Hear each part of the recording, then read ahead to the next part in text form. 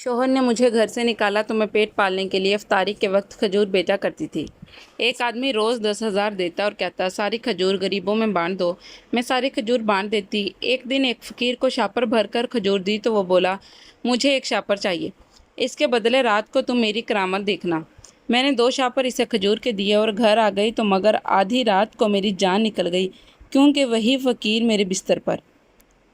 میرا نام کوثر ہے۔ یہ تب کی بات ہے جب میرے پاس پیسے کی کوئی کمی نہیں تھی۔ میرا تعلق ایک امیر گھرانے سے تھا۔ میں اپنی سہیلی کے گھر جانے کی ضد کر رہی تھی مگر امی مجھے اجازت نہیں دے رہی تھی، کیونکہ میرے بھائی اس معاملے میں بہت سخت تھے اور میرا گھر سے باہر جانا، اس طرح لڑکیوں سے دوستی کرنا انہیں بہت ناپسند تھا۔ جب میں نے اپنی امی کے سامنے جھوٹ موٹ کے آنسو بہائے تو امی نے مجبور ہو کر مجھے اجازت دے دی۔ امی کا کہنا تو یہ تھا کہ میں اکیلی نہ جاؤں، لیکن مجبوری تھی کیونکہ باقی بچے تو اسکول گئے ہوئے تھے۔ میں نے ایف اے کر لیا تھا اور اس کے بعد میرے گھر والوں نے پڑھائی ہی چھڑوا دی تھی۔ اصل میں میری دوست ساریہ کا نکاح ہو چکا تھا اور میں اسے کوئی گفٹ دینا چاہتی تھی۔ میں نے سوچا تھا کہ کچھ پیسے میں اپنی دوست ساریہ کو دے دوں اور وہ اپنی پسند سے کوئی تحفہ اپنے لیے لے لے گی۔ میرا تعلق امیر خاندان سے تھا، اسی لیے دوست کو تحفے کے طور پر 20,000 روپے دینا میرے لیے کوئی بڑی بات نہیں تھی۔ میرے گھر والے بھی جب کسی کے گھر جاتے تو تحفے میں ہزاروں روپے کی چیزیں لے کر جایا کرتے تھے۔ اس کے علاوہ میری سالگرہ پر بھی میری دوست ساریہ نے مجھے 15,000 روپے کے سونے کا جیولری سیٹ دیا تھا۔ چونکہ ہم دونوں کا تعلق امیر گھرانے سے تھا، اسی لیے ہم دونوں ایک دوسرے کو یوں ہی مہنگے مہنگے تحفے دیا کرتی تھیں۔ میں چاہتی تو اسے اب بھی کوئی تحفہ دے دیتی، مگر مسئلہ یہ تھا کہ اس کے لیے مجھے مارکیٹ جانا پڑتا اور اس میں اچھی خاصی دیر بھی ہو جاتی۔ میں دیر نہیں کرنا چاہتی تھی، دل میں گھر کے مردوں کا ڈر بھی موجود تھا، اس لیے میں جلدی جاری تھی۔ تیز قدم چلنے کی وجہ سے میں جلدی وہاں پہنچ گئی تھی۔ وہاں پہنچ کر مجھے بہت مزہ آیا، میری سہیلیاں بھی وہاں موجود تھیں۔ 2 گھنٹے کیسے گزر گئے پتہ ہی نہیں چلا۔ اب تو باتوں کے دوران 5:30 ہو گئے تھے اور مجھے ڈر لگنے لگا تھا کہ امی بہت ناراض ہوں گی۔ گھر جاتے جاتے مجھے مزید دیر ہو جانی تھی، اس لیے میں فوراً اٹھ کھڑی ہوئی اور وہ 20,000 روپے جو میں نے ساریہ کو اس کے نکاح کے تحفے کے طور پر دینے تھے، اس نے لینے سے انکار کر دیا اور بولی کہ میرے پاس پہلے ہی بہت پیسے جمع ہو گئے ہیں۔ خیر منت سماجت اور زور زبردستی کے ساتھ اس نے میرے 5,000 روپے لے لیے۔ اب یہی میرے لیے کافی تھا کہ کم از کم وہ مان تو گئی تھی۔ پھر بھی نکلتے نکلتے 5:45 ہو گئے۔ میں نے نقاب میں نہیں کیا تھا کیونکہ اس وقت مجھے کسی چیز کی ہوش نہیں تھی، بس مجھے گھر جلدی پہنچنا ہے۔ سڑک پر ٹریفک زیادہ ہو گئی تھی جس کی وجہ سے مجھے مزید دیر لگ گئی تھی۔ سڑک پار کر کے میں گلیوں میں داخل ہو چکی تھی جو کہ بہت سنسان تھی۔ اب بس اندھیرا ہونے ہی والا تھا۔ میں نے کلائی میں بندھی ہوئی گھڑی پر وقت دیکھا تو مزید گھبراہٹ ہوئی، کیونکہ گھڑی پر 6 سے اوپر کا وقت ہو چکا تھا۔ ڈر کے مارے میری بری حالت تھی۔ ابھی میں تھوڑا دور ہی آئی تھی کہ اچانک ایک فقیر میرے سامنے آ گیا جو مجھ سے پیسے مانگنے لگا۔ میں رک نہیں سکتی تھی، اس لیے اس کی بات کو نظر انداز کر کے آگے بڑھ گئی، لیکن اس نے میرا راستہ روک لیا اور میرے سامنے کھڑا ہو کر منت سماجت کرنے لگا۔ وہ کافی کچھ بول رہا تھا اور مجھے واقعی لگ رہا تھا کہ وہ میرا پیچھا تب نہیں چھوڑے گا جب تک میں اسے پیسے نہیں دیتی۔ خیر میں نے اپنا پرس کھولا، لیکن اس میں سے 5-5 ہزار کے 3 نوٹ تھے۔ میں نے اسے بتایا کہ میرے پاس کھلے نہیں ہیں تو وہ بولا کہ باجی مجھے سارے پیسے دے دو، میں بڑا ضرورت مند ہوں۔ میں نہیں چاہتی تھی کہ اس فقیر سے ضد بحث میں مجھے کافی دیر گزر جائے، اس لیے میں نے جلدی سے وہ پیسے نکالے اور اسے تھما کر آگے بڑھ گئی۔ وہ میرا شکریہ ادا کرنے لگا۔ میں نے یہ نوٹ کیا تھا کہ ان نوٹوں کو نکالتے ہوئے کوئی اور چیز بھی غلطی سے اس فقیر کے ہاتھ چلی گئی تھی۔ کیونکہ میرے پاس وقت نہیں تھا اس لیے میں رک کر اس سے کوئی بھی سوال جواب نہیں کر سکتی تھی۔ میں بھاگ کر گھر کی طرف چل پڑی۔ میں سمجھ رہی تھی کہ شاید میں نے اس فقیر سے اپنا پیچھا چھڑوا لیا تھا، مگر میں نہیں جانتی تھی کہ میری قسمت میرے ساتھ کیا کرنے والی تھی اور اس فقیر نے آگے چل کر میرے ساتھ کیا کرنا تھا۔ جو ہونا تھا وہ تو میرے وہم و گمان میں بھی نہیں تھا۔ گھر پہنچتے پہنچتے 6:15 ہو گئے اور جب میں گھر داخل ہوئی تو یہ دیکھ کر میرے پیروں تلے سے زمین نکل گئی کہ میرے بھائی گھر پر موجود تھے۔ سلیم اور جاوید بھائی گھر آ چکے تھے اور غصے بھری نگاہوں سے مجھے گھور رہے تھے۔ اچانک سلیم بھائی نے میرے منہ پر تھپڑ مارا اور مجھ سے پوچھنے لگا کہاں گئی تھی تو؟ میں نے مدد طلب نظروں سے امی کو دیکھا، وہ بھی ڈری ہوئی تھی۔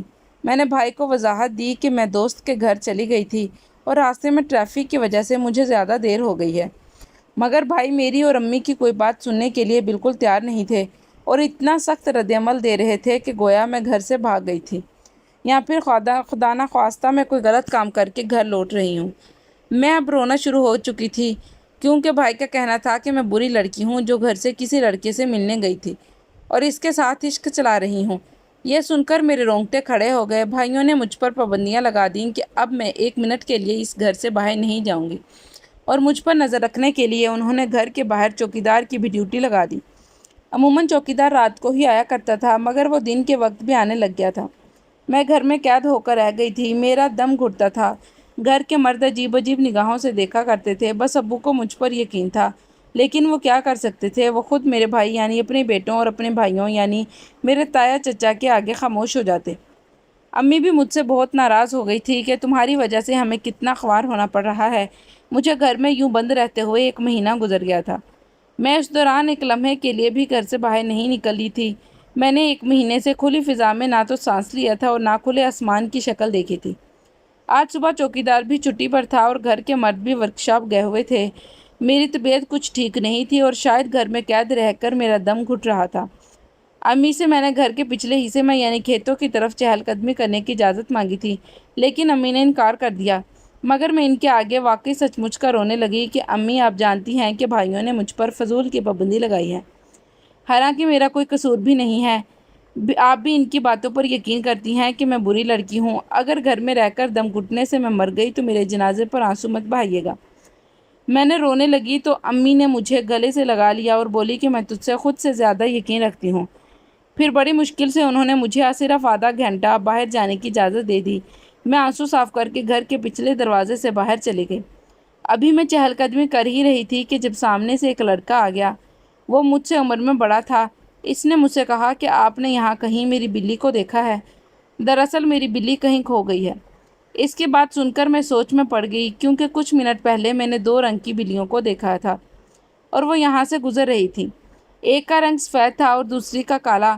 چونکہ مجھے نہیں پتا تھا کہ لڑکا کس رنگ کی بلی کے بارے میں پوچھ سے رہا ہے، اس لیے میں نے تصدیق کے لیے اس سے بلی کا رنگ پوچھا تو اس نے سفید بتایا۔ سفید رنگ کی بلی کو میں نے قریبی پولٹری فارم والی سائڈ پر جاتے ہوئے دیکھا تھا، سو میں نے اس جانب اشارہ کر کے اسے بتا دیا، جسے سن کر وہ لڑکا میرا شکریہ ادا کرتے ہوئے وہاں سے چلا گیا اور میں دوبارہ چہل قدمی کرنے لگی۔ مگر میں نہیں جانتی تھی کہ یہ منظر دور سے آتے ہوئے سلیم بھائی دیکھ چکے تھے اور انہوں نے مجھے اور لڑکے کو آپس میں بات چیت کرتے ہوئے دیکھ لیا تھا۔ وہ میرے قریب آئے، انہوں نے زور سے میرا بازو تھاما اور مجھے گھسیٹتے ہوئے گھر لے جانے لگے۔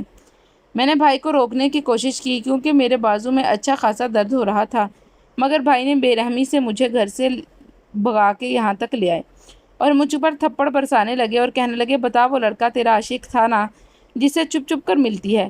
انہوں نے غصے میں مجھ سے پوچھا تو سب دنگ رہ گئے۔ میں روتے ہوئے اپنی صفائی دینے لگی۔ گھر کی عورتوں نے تو میرا یقین کر لیا تھا، مگر ہمارے گھر کے مرد بڑے شکی مزاج کے تھے، آسانی سے بات پر یقین نہیں کرتے تھے۔ اس دن بھائی نے بڑا تماشا کیا اور گھر میں یہ فساد پھیلا دیا کہ اب ہر صورت کو شرکی کی شادی ہوگی، یہ کبھی بھی ہماری عزت سے کھیل کر ہمارے چہرے پر کالک مل سکتی ہے۔ اس لیے انہوں نے میرے لیے رشتہ تلاش کرنا شروع کر دیا۔ میں بہت اذیت میں تھی کہ میرے بھائی مجھ پر کتنا ظلم کر رہے ہیں۔ گھر کی عورتوں کو بولنے کا کوئی اختیار ہی نہیں تھا۔ اچانک کچھ دنوں بعد ایک اور آفت ہم پر ٹوٹ پڑی اور وہ یہ تھی کہ کار ایکسیڈنٹ میں ابو کی اور امی کی موت ہو گئی اور وہ دونوں گاڑی میں بیٹھ کر شہر جا رہے تھے تاکہ میرا رشتہ خالہ کے بیٹے سے کر سکیں۔ خالہ لاہور رہا کرتی تھی۔ امی ابو اتنی جلدی سے دنیا سے رخصت ہو جائیں گے میں نے سوچا بھی نہیں تھا۔ سب کچھ ختم ہو گیا تھا۔ کچھ دنوں کے لیے میرا رشتہ اچانک ملتوی ہو گیا، مگر ایک رات میں پریشان ہو گئی۔ جب میں نے بھائیوں کی بات سنی، اس رات میں جاگ رہی تھی اور سوچ رہی تھی کہ بھائی سے بات کرتی ہوں، وہ مجھے امی ابو کی قبر پر لے جائیں۔ مجھے ان کی بہت یاد آ رہی ہے۔ جب میں نے سلیم بھائی کے کمرے کا رخ کیا تو میرے قدم بند دروازے کے باہر ہی رک گئے۔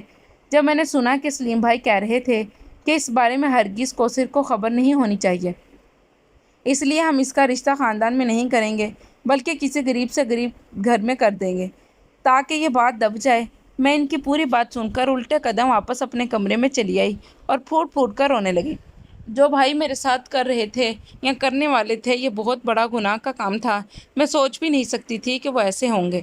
مجھے ان سے نفرت ہونے لگی تھی۔ بھائی چاہتے تو میری شادی اپنے خاندان میں کر سکتے تھے، مگر وہ اس لیے نہیں کرنا چاہتے تھے کہ اگر میری شادی اپنے امیر خاندان میں ہو گئی تو وہ لوگ پھر مجھ سے، بس اس سے آگے میں سوچنا بھی نہیں چاہتی تھی۔ کیونکہ یہ سب سوچیں مجھے اپنے پیارے بھائیوں سے نفرت کروانے پر مجبور کر رہی تھی۔ ایک دن انہوں نے کسی غریب لڑکے سے میرا رشتہ پکا کر دیا اور کچھ ہی دنوں بعد میرا اور اس کا نکاح ہو گیا اور سادگی سے میں رخصت ہو کے چلی جاؤں گی۔ یہ سن کر میں آنسو ضبط کر کے رہ گئی اور میرا دل کیا کہ میں بھائیوں سے کہوں کہ مجھے تنہا رخصت نہ کریں بلکہ وہ بھی دیں جس وجہ سے ان کے رنگ بدل گئے تھے، مگر میں چاہ کر بھی کچھ نہ بول سکی۔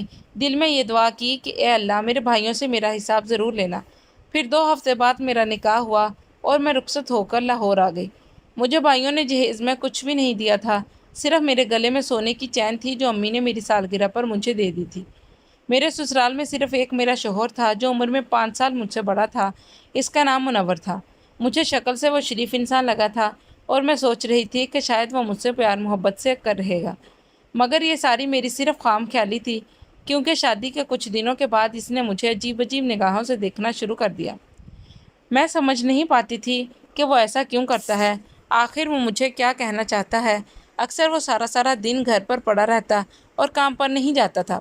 جب کام پر جاتا بھی تھا تو چند پیسے لاتا تھا جس سے ہمارا گزارنا بہت مشکل اور نہ ہونے کے برابر تھا۔ جتنی غربت کے دن مجھے اپنی شادی کے بعد دیکھنے پڑ رہے تھے میکے میں کبھی نہیں دیکھے تھے۔ میں اپنی امی ابو کو یاد کر کے بہت رویا کرتی تھی کیونکہ گھر کے دروازے بھائیوں نے ہمیشہ کے لیے مجھ پر بند کر دیے تھے۔ اس گھر سے مجھے دور بھگانے کی آخر کیا وجہ تھی؟ ایک دن منور غصے سے بھرا بیٹھا تھا۔ میں نے اسے کام پر جانے کے بارے میں پوچھا تھا، تب وہ مزید غصے میں آ گیا اور بولا کہ تمہارے ساتھ شادی سے پہلے میرے گھر کے حالات اچھے تھے، لیکن جب سے تم منحوس آئی ہو مجھے تو لگ رہا ہے کہ نوبت فاقوں تک پہنچے گی۔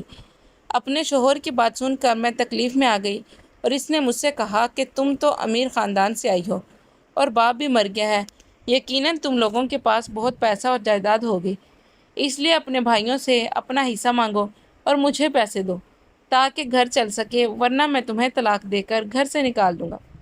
اس نے مجھے اپنا فیصلہ سنایا تھا اور گھر سے نکل گیا، جبکہ میں رونے لگی۔ وہ مجھے جب بھائی آپس میں باتیں کر رہے تھے وہ کہہ رہے تھے کہ کچھ عرصہ پہلے ابو نے وصیت تیار کی تھی جس کے مطابق انہوں نے لکھا تھا کہ مرنے کے بعد میری جائیداد میں سے آدھا حصہ میری بیٹی کوثر کو دیا جائے گا، لیکن بھائی لالچ میں آ گئے تھے اور مجھے میرا حصہ نہیں دینا چاہتے تھے، اسی لیے انہوں نے پلان بنایا کہ کسی غریب سے میری شادی کریں گے، کیونکہ امیر خاندان میں اگر میری شادی ہوئی تو وہ لوگ کیس کر کے میرا حصہ لے لیں گے اور غریب انسان تو بس اپنی روٹی کے چکر میں پڑا رہتا ہے، اسے کورٹ کچہری کا کچھ پتہ نہیں ہوتا۔ جائیداد کی لالچ میں بھائی اندھے ہو گئے تھے اور انہوں نے میرے ساتھ یہ سب اس لیے کیا تھا تاکہ جائیداد سے مجھے محروم کر سکیں، مگر میرا شوہر منور بہت تیز نکلا تھا۔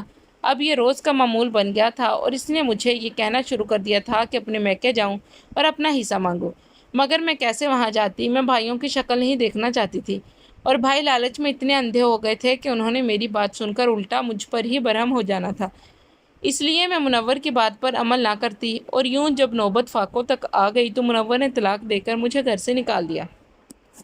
میں شہر میں تنہا تھی، مجھے کچھ پتہ نہیں تھا کہ عدت پوری کرنے کے بعد میں اپنے میکے چلی گئی اور بھائی کو سچ بتایا، مگر انہوں نے مجھے وہاں سے نکال دیا۔ میری بہترین دوست جس کا گھر گاؤں میں تھا وہ بھی یہاں سے جا چکی تھی۔ کوئی راستہ سمجھ میں نہ آیا تو اچانک مجھے وہ سونے کی چین یاد آئی۔